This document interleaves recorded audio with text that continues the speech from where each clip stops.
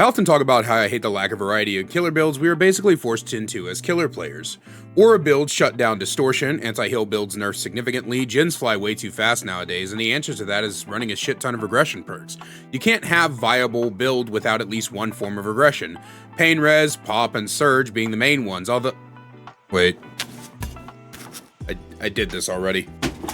Yeah, as it turns out, it's a lot harder to come up with intros to in-game builds than you think. The truth is, I love in-game builds. The idea that the survivors are sitting around the whole time, wondering what your perks are, guessing and speculating, only for you to jump them with an insta-down after all the gates are powered, and the attempt to get out becomes a war of attrition as they find the switches blocked, then slower to open, and then once open, fully blocked as well. All the while, you are wreaking havoc amongst them is a cool power fantasy, and you're guaranteed value as well, because the killer will always make it to the endgame.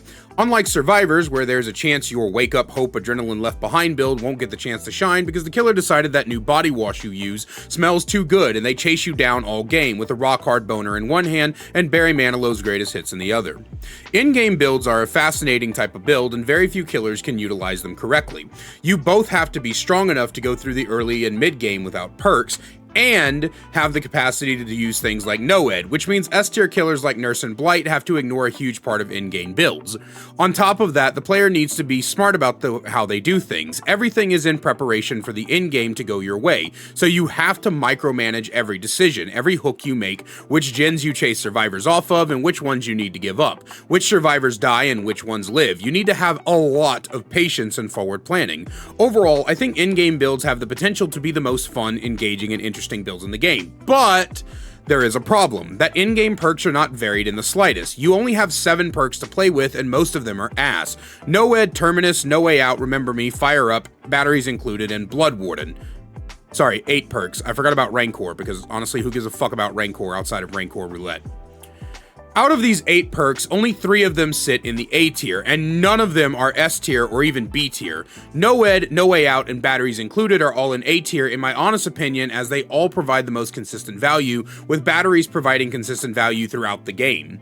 Fire Up's effects are barely noticeable at best, and at worst you'll never be able to tell the difference. I did an entire video on the issues with Blood Warden. Terminus relies on a specific weak playstyle that you might as well run No-ed instead, and Rancor loudly announces through a megaphone that you have it, so the obsession just insta-leaves as a last bit of fuck you. With this in mind, most in-game builds are pretty much just No-ed, No Way Out, Batteries Included, and then either Remember Me or Blood Warden, depending on which flavor of shit sandwich you prefer.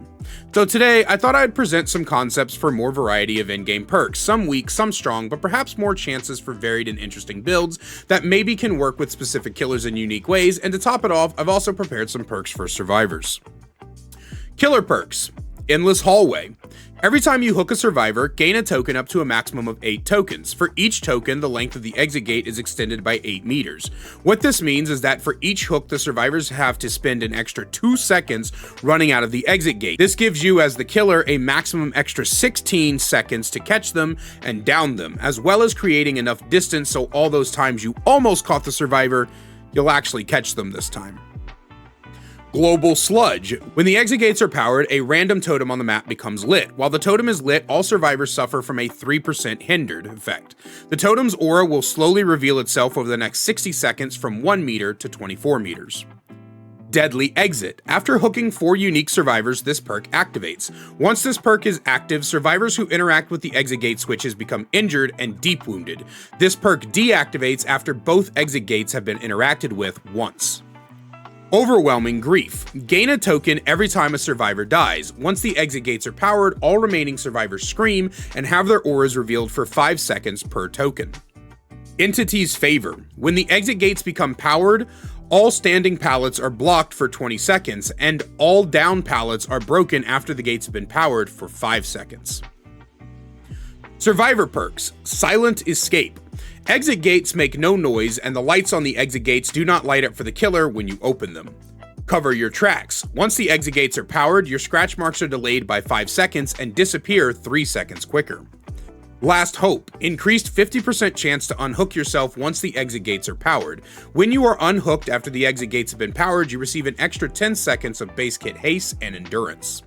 Courageous Leader. For every safe unhook, health state healed, or protection hit, gain a token. For each token gained, all survivors except you gain an extra 3% opening the exit gate. Entity's Mercy. When the exit gates are powered, all down pallets are raised up, and 3 random pallets are repaired 15 seconds after the exit gates have been powered.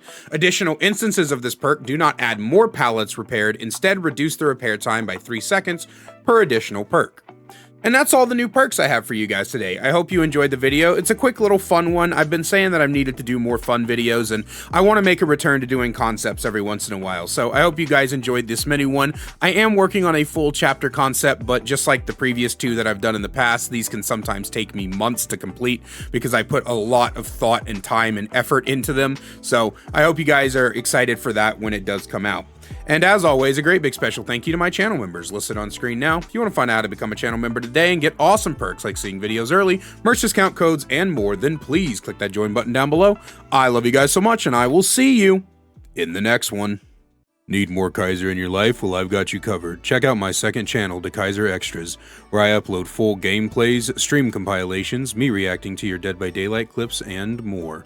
We also upload a daily short with all the greatest clips from stream. We'll see you over there. Link is in the description.